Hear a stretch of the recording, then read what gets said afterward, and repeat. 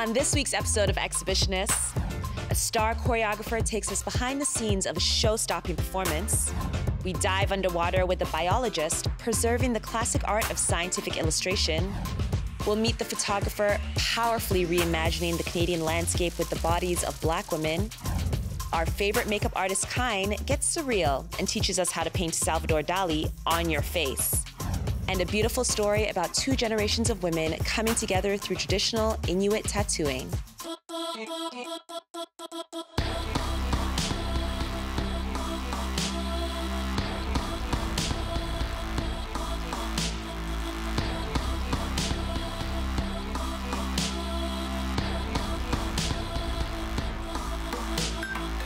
Hello and welcome to CBC Arts Exhibitionists, the only TV show dedicated to connecting you to the most innovative and disruptive artists across Canada. I'm your host, Amanda Parris. To begin, we are heading to the North American Indigenous Games in Toronto. It's the largest sporting and cultural gathering of Indigenous people from across North America. With the world watching, we asked Indigenous choreographer and dancer Santee Smith to take us behind the scenes as she prepares her young dancers for their spectacular performance at the opening ceremony. Part of the work we do as artists is to have an energetic connection to people, to shift space that magnifies and ripples out to the audience, that something within them will shift.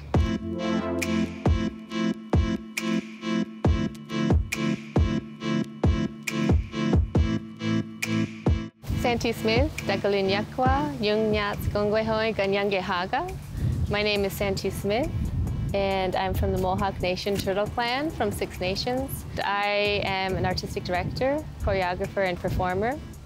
I started dancing when I was very young. To classify the work that I would do, I would say it's performance work.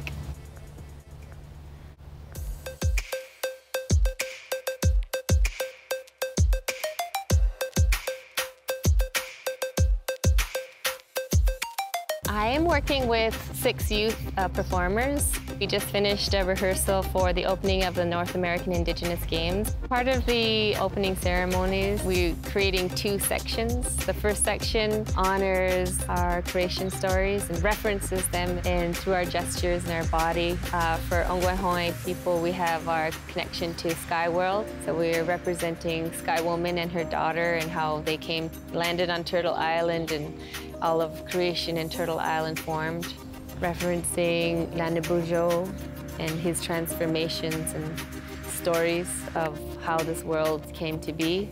And then we also are honoring water, how the waterways are the veins of our nation, and that connects us. So from north to south, to east to west, we were connected through our water.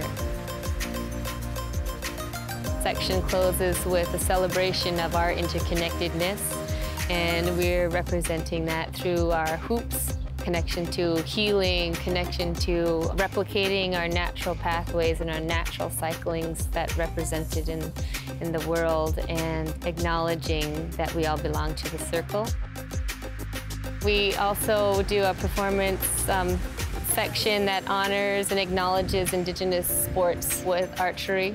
And we celebrate in a very abstracted way athletics or running. We always had runners from our communities. We didn't have cars or anything like that. We'd had people who ran from community to community, and they would pass on messages. To work with these youth dancers has been really special because I'm just seeing the energy that they have, the next generation coming up, and they're so talented. I just want to give them all the opportunities that they could and wish them, beautiful, successful careers and journeys in performance, to have the opportunities to shine, because they're really beautiful. So it's a youth dream team. Art is the name of the game here at CBC Arts Exhibitionists, so I try to fill every moment I have with you with examples of what is being created every day across this country. That's why each week I introduce you to a new exhibitionist in residence, someone who is making very cool eye candy that I think you should see. Today's artist is a Canadian based in Amsterdam. Please meet Mike Pelletier. I'm your exhibitionist in residence for this week. You're going to be seeing clips from my work, Still Life, which is an animated short where Produce behaves in some strange and unpredictable ways. If you'd like to see more of my work, you can check that out on my website.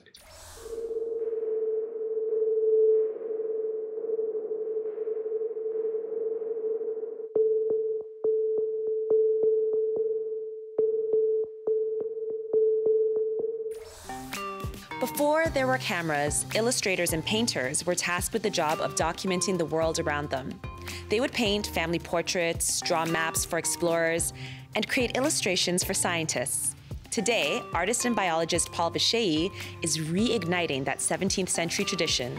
He labors over his drawings for hours and hours, painstakingly documenting underwater species in true Darwin style.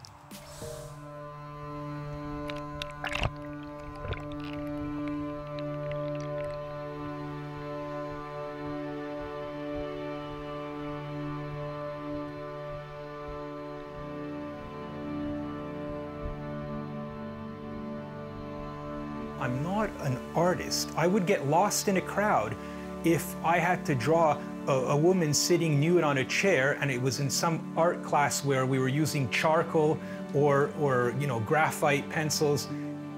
That's not really my forte, but I have spent so long doing this, so many hours, so many years, that I challenge anyone in the world to come close to being able to do what I do.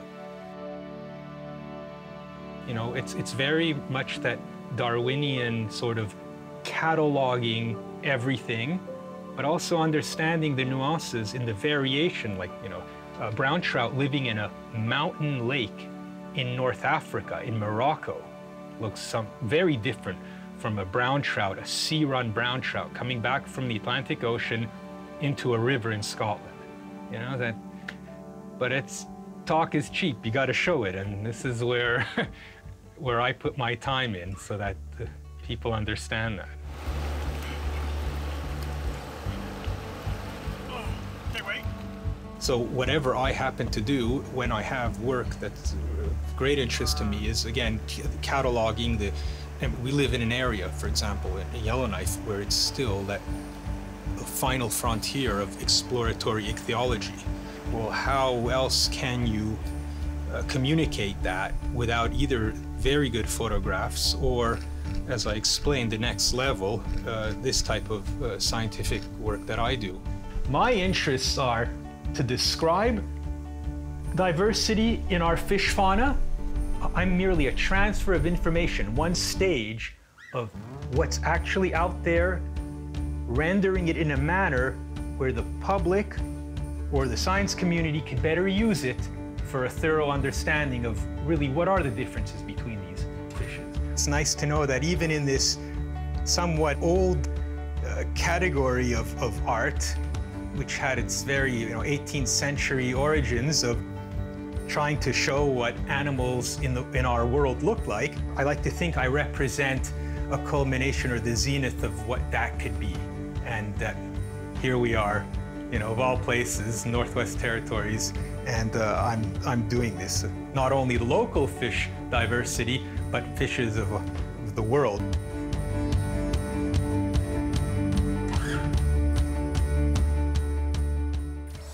Coming up, we talk with the photographer whose photos of Black women in the Canadian landscape will leave you questioning your assumptions. The following program may contain scenes with nudity. Viewer discretion is advised.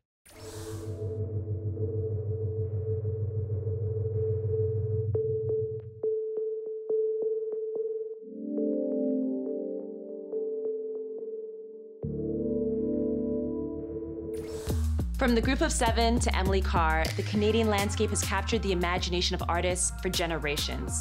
There have been a million renderings of it, but none quite like those of photographer and educator Ella Cooper. She's exploring what art history leaves out. Curious? Take a look. When you think of Canada's national identity and what that looks like, I often think of the Group of Seven, Moose, Canadian Mountie. Rarely do I see Black women depicted in the Canadian landscape. And so I became really interested in what would it mean to reclaim the Black female body in Canada. what does that look like from a Canadian perspective?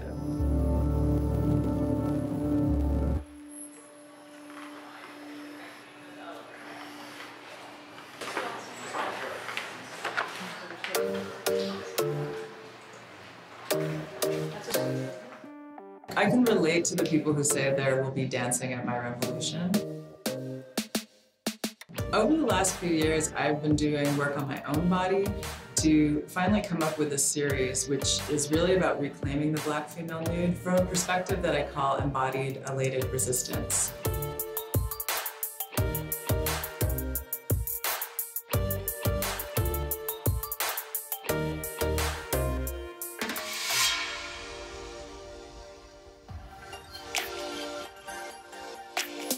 When someone walks into a space with me, they're not going to have a usual experience that you would normally have with a photographer.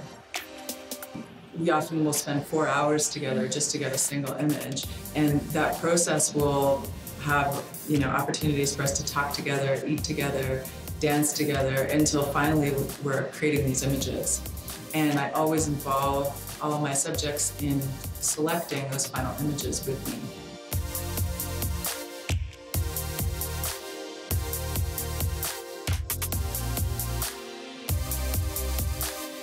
And let me tell you, it didn't feel like an easy decision to be like, I'll just take nude photographs.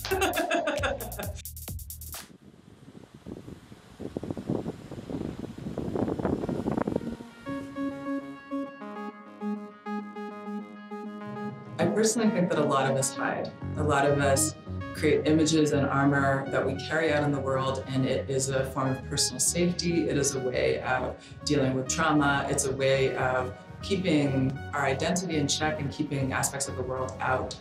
And I think that there's a real power in nudity. To be able to stand with a group of Black women and stand with pride in our fully naked bodies is incredibly revealing, but it's also incredibly radical. And it's in dialogue with a lot of the violence and oppression that we see on Black bodies. And so how do we begin to shift that, and how do we begin to, really draw from also our histories of joy and our histories of celebration?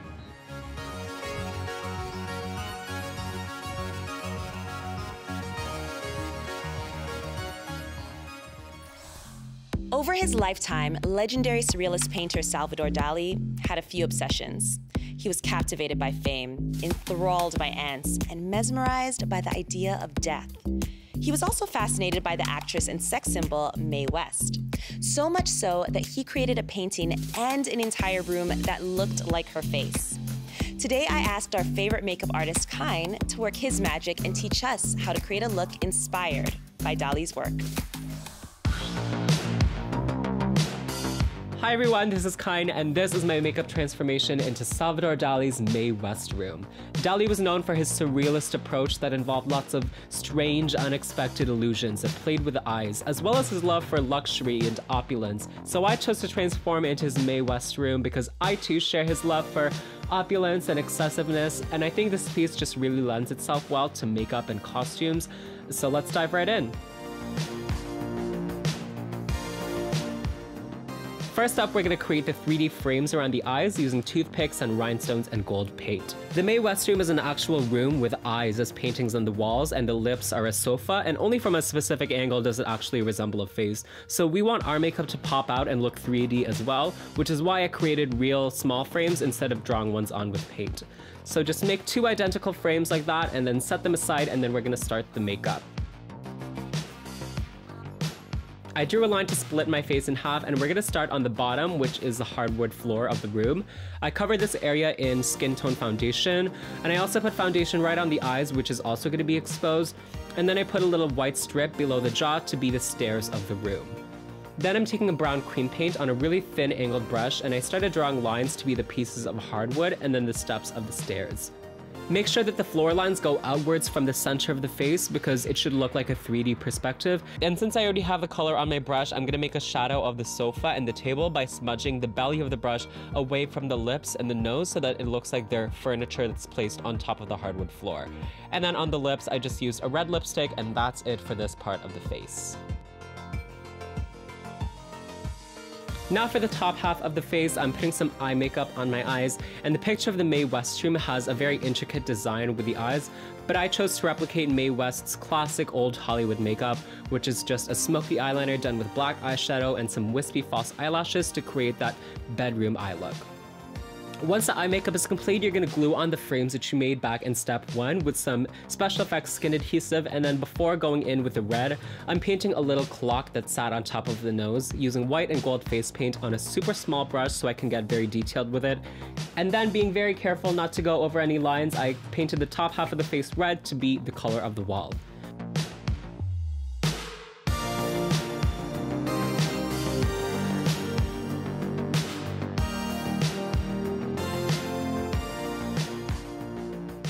I threw on some Mae West hair and a red cloak to complete the look and add a final layer of opulence and extravagance that matched Dali's and Mae West's style. And that's the finished look. Thanks so much for watching, everyone, and I'll see you guys next time. Bye!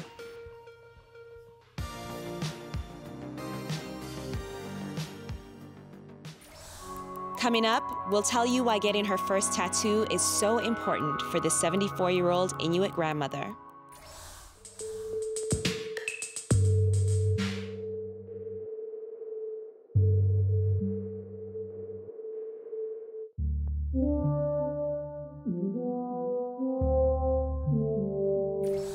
For centuries, Inuit women adorned themselves in tattoos, and this next artist is keeping the tradition alive. When Hovak Johnston realized the practice was in danger of extinction, she got to work. Today, Hovak's allowing us to sit in on a very meaningful session that's been a long time coming. The pullak is a traditional Inuit lamp. I like to light it when I'm doing a tattoo, just to get us more connected to our ancestors. Throughout the years, I always knew that I was going to get tattoos, but I just wasn't sure when. And when I found out that the last woman with traditional tattoos was passing away, she was ill, it really touched me. I was so heartbroken. I was like, this is the last Inuit woman to have tattoos, passing away. It's going to be another part of our history that's going to be lost, or something that we only learn about in history books. I was like, it can't happen. We need to do something about it. I'm Hovak Johnston. I'm from Yellowknife, originally from Umimakdok. And today I'm going to be talking about the Inuit Tattoo Revitalization Project. And the project today has tattooed about 82 women so far in 1 year. So that's a really huge success. When Mary told me that she wanted tattoos, and she was 73 at the time, and I was just like, oh my goodness. Like, am I dreaming? Am I dreaming about this elderly woman who wants a tattoo? To actually do it on her was so powerful, and then it took me all my strength to like keep focused. And then after it was done, we just broke down crying, and I was just like amazed that this woman wanted to get them done. And she was like, when she seen her tattoos, she cried. She was like, now I look like my grandmother. It makes me feel good. It's like my grandmother is beside me, staying close to me. How did you feel when you heard that the tattoos were coming back? Oh, my heart go warm up, just like I relax. Instead of waiting for it to be back, it's coming back. It's really exciting to see how many women are feeling so passionate about this and wanting to get it done and wanting to honor our people. That's different language. How would you say, is there a word for the tattoos? Yeah, kakinak. Because he's poking me. Poke means you kaki. And the needle and thread was the traditional way how Inuit in our area used to do the tattooing, was with sinew and bone needle, and the sinew was soaked in seal oil and soot, and that was your ink, and then you would stitch it into the skin. This tradition is dying, and we need to do something about it, and I have a huge passion for it. I'm good with my hands, and I'm good with artwork, and I'm good with people. Everything that I've been working for my whole life brought me to becoming a tattoo artist. And I hope to have see so many other Inuit women tattooing other Inuit women. Your other sick. Look at we're gonna have the same on both sides. Yeah, the same arms. It's just part of Canada again.